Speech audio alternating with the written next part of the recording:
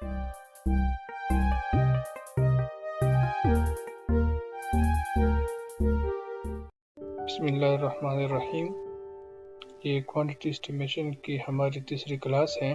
पहली क्लास में हमने ब्रिक्स कैलकुलेशन किया था। ये हमने किया था कि एक रूम के लिए आप ब्रिक्स कैलकुलेशन किस तरह निकालेंगे। तो हमने एक एग्जांपल लिया था कि जिसमें कोई डोर कोई विंडो नहीं थी, सिर्फ सीखने के लिए किया था और ये हमने कैलकुलेट भी किया था। फिर हमने एक दूसरा एग्जांपल किया था जिसमें विंडो भी थी, डोर्स भी थी। मतलब फिर हम किस तरह इसके वॉल्यूम को हम डिडक्ट करेंगे, तो ये भी मैंने करवाया था। तो आज हमारी तीसरी क्लास है कि हम किस तरह एक रूम के लिए पहले रूम से सीखते हैं, फिर इंशाल्लाह आखिर में एक पूरा एक प्रोजेक्ट करेंगे, सारी कैलकुलेशन उसके लिए करेंगे, लेकिन पहले कंसेप्ट को सीखते हैं। ये जो मैंने पहले एग्जांपल उठाया था वही मैंने उठाया है प्लास्टर के लिए कि कोई डोर कोई विंडो नहीं है। पहले कंसेप्ट को सीखते हैं, फिर इसके बाद एक और एग्जांपल करेंगे प्लास्टर के ऊपर जिसमें डोर और विंडो भी होंगे। फिर उसके वॉल्यूम को हम किस तरह माइनस करते हैं वो तरीका इंशाल्लाह फिर अगले वीडियो में बताऊंगा। इस वीडियो में पहले हम कंसेप्ट को सीखते हैं। अच्छा, प्लास्टर कैलकुलेट करने के लिए प्लास्टर में सिर्फ दो ही चीज़ें होती है, एक सीमेंट और सैंड। इसके क्वांटिटी को हमने कैलकुलेट करना होता है कि इस रूम पे हमारा कितनी बैग्स सीमेंट आएगी, कितना सैकड़ा हमारा सैंड आएगा, तो उसको कैलकुलेट करते हैं।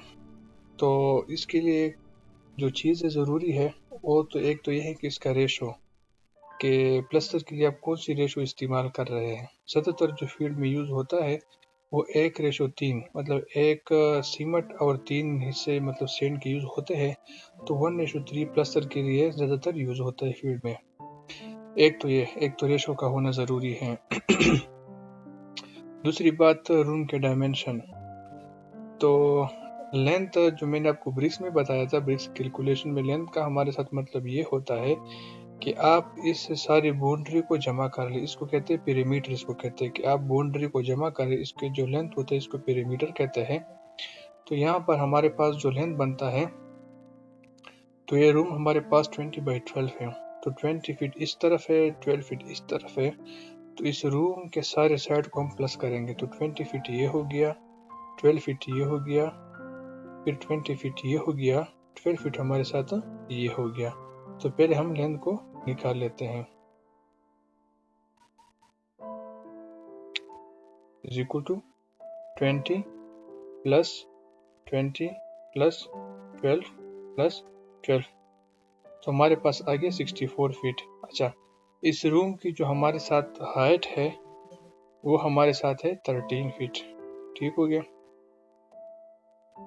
तो 13 फीट हमारे साथ ये हो गया। अच्छा, जो हमारे साथ प्लास्टर की थिकनेस है वो हमारे साथ आधा इंच है। ज़्यादातर आधा इंच यूज़ होता है। तो चूंकि ये हमारे साथ फीट में है तो इसको भी फीट में कन्वर्ट कर लेते हैं आधे इंच को। तो is equal to 0.5 divide by 12, मतलब एक फीट में 12 इंच होते हैं ना, तो इसलिए 12 से डिवाइड कर दिया। तो ये हमारे साथ डायमेंशन आ गए।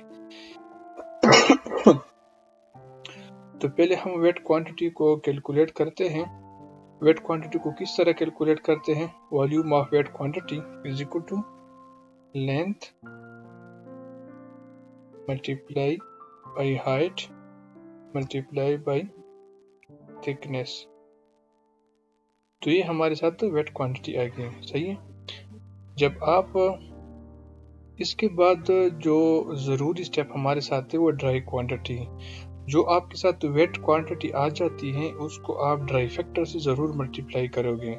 अगर आप ड्राई फैक्टर से मल्टीप्लाई नहीं करोगे तो जो क्वांटिटी आपके साथ सीमेंट की सैंड की आएगी वो कम आएगी। ठीक हो गया। तो मतलब कंक्रीट का एक अलग ड्राई फैक्टर है, सीमेंट का प्लास्टर का एक अलग ड्राई फैक्टर है। तो जो वेट क्वांटिटी आपके साथ आ जाती है उसको आप मल्टीप्लाई करोगे ड्राई फैक्टर के साथ। तो प्लास्टर की जो हमारे साथ ड्राई फैक्टर है वो 1.27 है। तो वेट क्वांटिटी मल्टीप्लाइड बाई ये हमारे साथ ड्राई फैक्टर है। ये जो वॉल्यूम आपके साथ आ जाता है, इसी वॉल्यूम की बुनियाद पे आप volume of cement and volume of sand या सीमेंट इन बैग जैसे सैंड इन सैक आप निकालोगे। ये जो वेट क्वांटिटी इसकी बुनियाद पर नहीं, जो आपके पास ड्राई क्वांटिटी है इसी की बुनियाद पर आप ये कैलकुलेट करोगे। अच्छा, हमारे साथ जो रेशो यूज हुई है वो 1:3 है, तो हम अलग से एक निकाल लेते हैं कि हमारे साथ सीमेंट का कितना वॉल्यूम यूज हुआ है, सैंड का कितना वॉल्यूम है। तो ये हम किस तरह करेंगे? मिसाल के तौर पर हमारे पास 1:3 = 4 है, 1 + 3 = 4 है, तो 4 पार्ट्स में अगर एक पार्ट सीमेंट है और 3 पार्ट सैंड है, तो जो हमारे साथ ड्राई क्वांटिटी आई है 44.02667, इसमें सीमेंट का कितना हिस्सा है और सैंड का कितना हिस्सा है। तो पहले हम सीमेंट के वॉल्यूम को निकाल लेंगे, फिर इसके बाद इंशाल्लाह सैंड के वॉल्यूम को भी निकाल लेंगे। तो इसका तरीका किस तरह है? पहले इक्वल टू साइन लगाओ, फिर ब्रैकेट 1 डिवाइड बाई 4, फिर ब्रैकेट क्लोज, फिर मल्टीप्लाई का निशान, फिर आप ड्राई क्वांटिटी के साथ इसको मल्टीप्लाई करें। इसका मतलब ये है कि मतलब 4 में एक हिस्सा सीमेंट का है, तो 44.02667 में इसका हिस्सा कितना है? तो हमारे पास 11.00667 क्यूबिक फीट जो हमारे साथ है वो क्या है? सीमेंट है। अच्छा, अभी सैंड को निकाल लेते हैं। सैंड का इतना यहाँ पर कितना वो पार्ट्स है? 3 पार्ट्स है, तो ब्रैकेट का sign 3 divided by 4 bracket close multiplied by dry quantity. तो हमारे पास कितना आ गया? 33.02।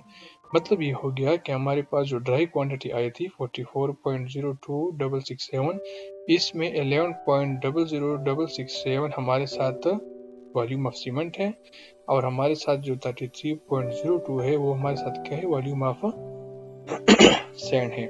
अच्छा, अब जो हमारे साथ वॉल्यूम आ गया, तो हम क्या निकालेंगे अभी कि हमारे पास कितना बैग सीमेंट लगेगा, कितना सैकड़ा हमारे साथ सैंड लगेगा।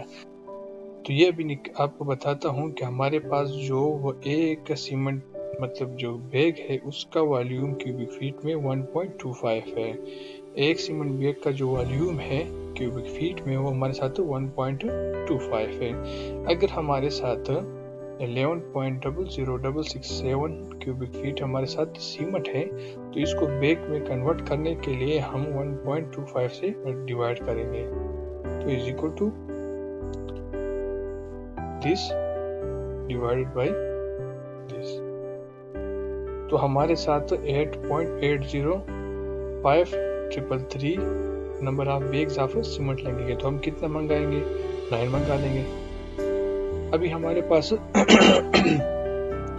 सैंड हमारे पास कितना सैकड़ा यूज होगा?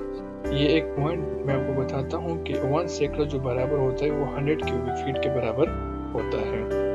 एक सैकड़ा 100 क्यूबिक फीट के बराबर होता है। जो हम डंपर या ट्रैक्टर को मतलब वो कहते हैं ना कि हमारे लिए इतना सैंड लाओ, तो हम सैकड़ा के हिसाब से लाते हैं। तो is equal to 33.02 divided by 100। तो हमारे साथ 0.3302, तो हम आधा सैकड़ा मंगा लेंगे। ये तो हमारे साथ तो क्वांटिटी आ गई। अभी अगर आप उसकी मतलब पूरी डिटेल में जाते हो, मतलब बिल्डिंग को कंस्ट्रक्ट करने से पहले आप इसकी एस्टिमेट लगाते हो कि हमारे इसके ऊपर कितना खर्च आएगा, तो चूंकि एमआरएस जो है वो हर 3 महीनों बाद 4 महीनों बाद ये डेट इशू करते हैं कि सीमेंट का इतना रेट हो गया, सैंड का इतना रेट हो गया। तो लेट सपोज ये मैंने लिखा है अभी जो मिसाल हमारे पास एक सीमेंट बैग का जो हमारे पास कीमत है वो 880 रुपये है, और एक सैकड़ा सैंड का मैंने कीमत लगाया है 1500। तो हमारा टोटल कितना खर्च आएगा? इधर इज इक्वल टू साइन, ये नंबर ऑफ बैग्स है हमारे साथ, इसको मल्टीप्लाई कर लेते हैं किसके साथ? एक सीमेंट बैग की कीमत के साथ। तो ये हमारे साथ कीमत आ गई कि इतने रुपए हमारे सीमेंट पे आएंगे, is equal to this multiplied by this. तो ये हमारे इसके ऊपर सैंड के ऊपर आएगा। तो अगर आप टोटल निकाल लेते हो कि हमारे पास टोटल कितना आएगा, तो TO total is equal to SUM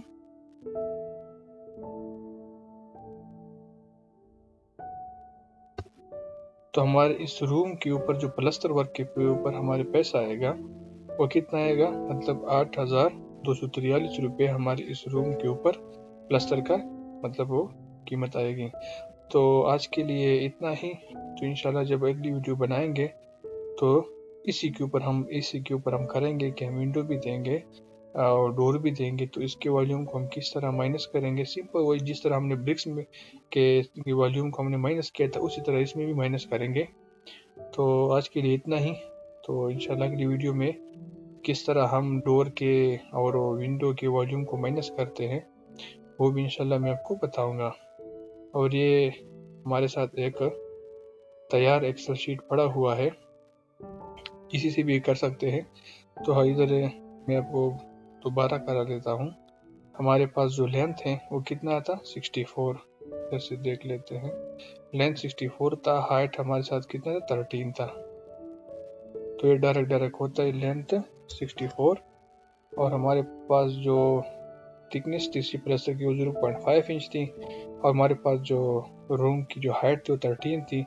तो वही हमारे साथ आ गया 8.805 नंबर ऑफ पेग्स और सेट इन सेट 0.33। इस तरह हम marble, steel, bricks, concrete, marble, ring, ये सारा कुछ इंशाल्लाह एक्सेल से कराएंगे और फिर आखिर में ये एक्सेल शीट आपके लोगों के साथ में शेयर कर लूँगा। Thank you.